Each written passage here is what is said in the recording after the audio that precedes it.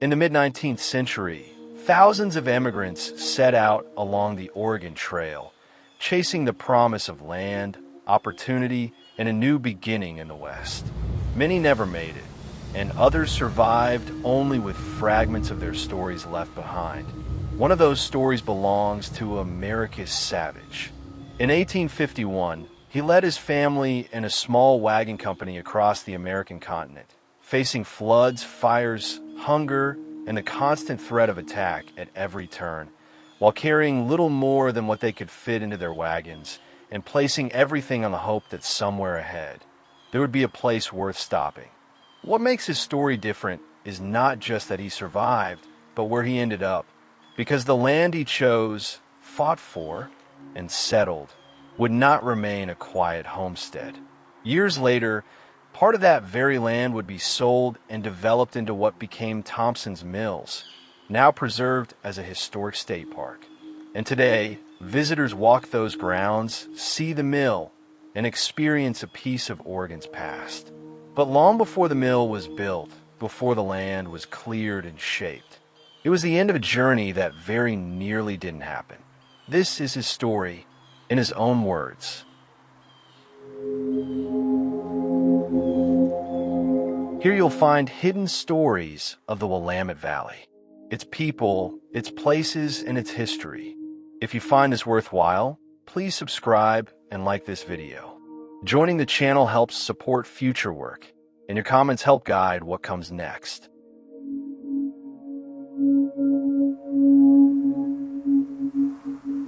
In the spring of 1851, a wagon train crossed the Missouri River and began its journey toward Oregon. For a brief moment, the path ahead seemed manageable, and the company moved west without serious trouble, unaware of how quickly that sense of control would disappear.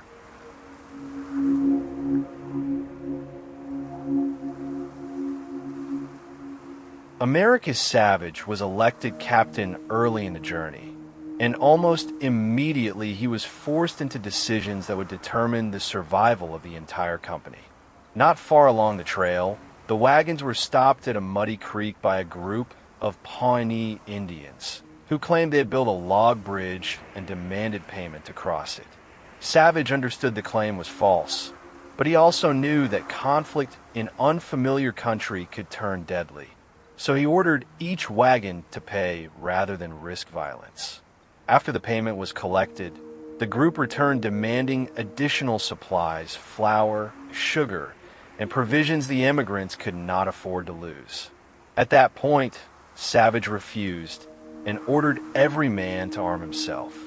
For a tense moment, both sides stood ready, figures shifting in the brush as if others were hidden nearby. But the confrontation passed without bloodshed, and the wagon train continued on.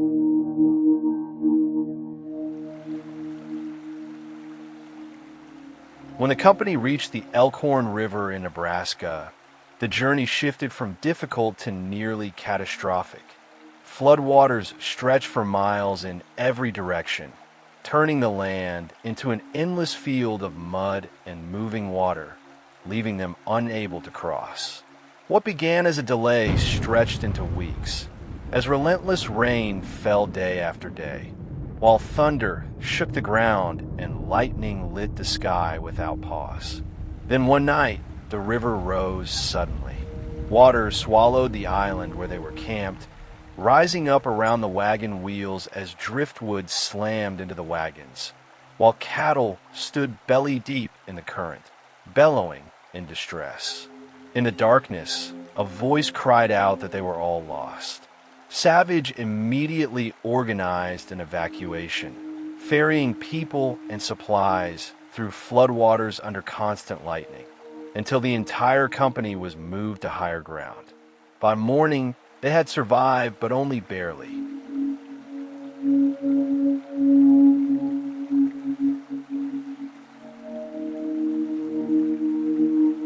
As the waters receded, the danger remained. The ground became deep mud, cut by hidden channels that swallowed wagon wheels and slowed progress to a crawl.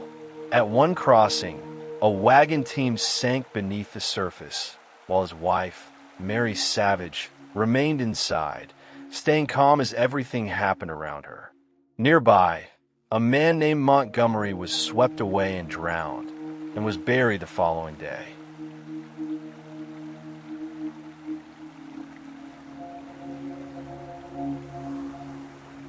After passing Fort Hall, in present-day Idaho, Savage warned the company they were entering territory where attacks were far more likely, and urged the establishment of a night guard.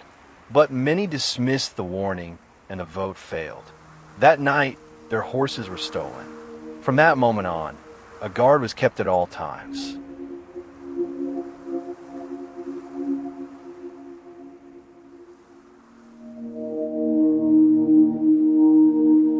At Goose Creek, in present-day southern Idaho and northern Nevada, the camp was set near tall dry grass. During the night, shots were heard beyond the willows, and guards were posted as campfires were extinguished and preparations made. After midnight, the grass was deliberately set on fire. Flames raced toward the camp, driven by wind, forming a moving wall of fire in the darkness. Savage ordered a defensive line, while others fought the flames, aware that attackers could be waiting just beyond the firelight. Inside a wagon, Mary Savage sat awake with an axe, her children gathered close, ready to defend them if needed.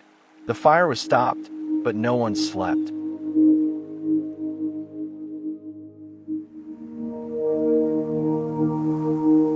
The threat soon became constant.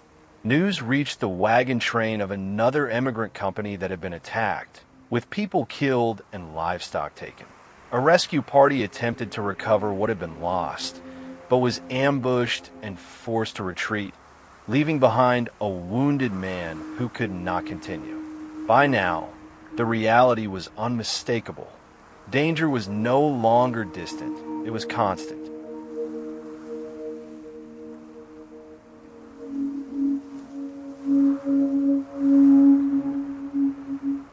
As they continued west, signs of pursuit became visible. Dust trails marked movement along their route, and at one crossing they found dead cattle with arrows still lodged in their bodies, along with a grave marking a recent killing. From that point on, they traveled in larger groups whenever possible.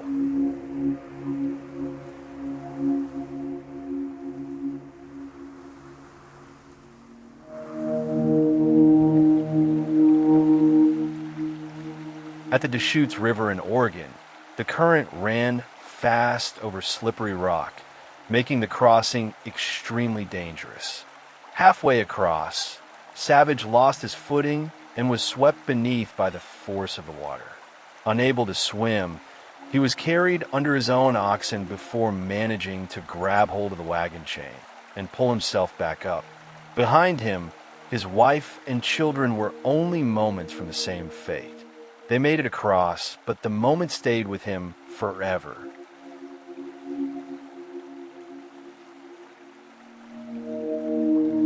The journey shifted again to boats and portages along the Columbia River. Savage rode for miles, paying for passage where necessary, his hands blistered from labor, while cattle were driven overland through difficult terrain. By the time they neared their destination, nearly everything had been spent or lost.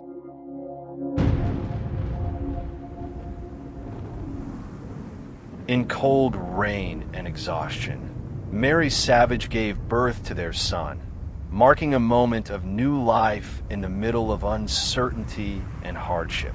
With only one yoke of oxen remaining, Savage began searching for land where they could finally settle.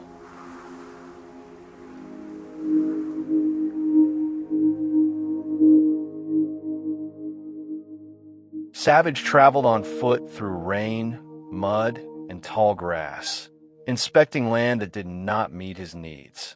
After hearing of better country in the Willamette Valley, he continued south despite exhaustion.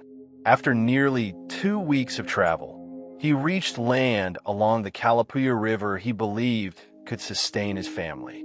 He filed a donation land claim, built a simple cabin, and returned for his family.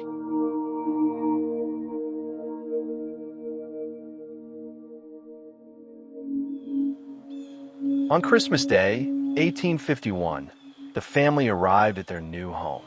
The cabin was simple, dirt floor, rough walls, and little comfort, but after months of hardship and constant movement, it represented survival itself. They shared a meal sitting on the floor around a makeshift table, and for the first time in months, they were no longer traveling. Savage would later call that day one of the happiest days of his life.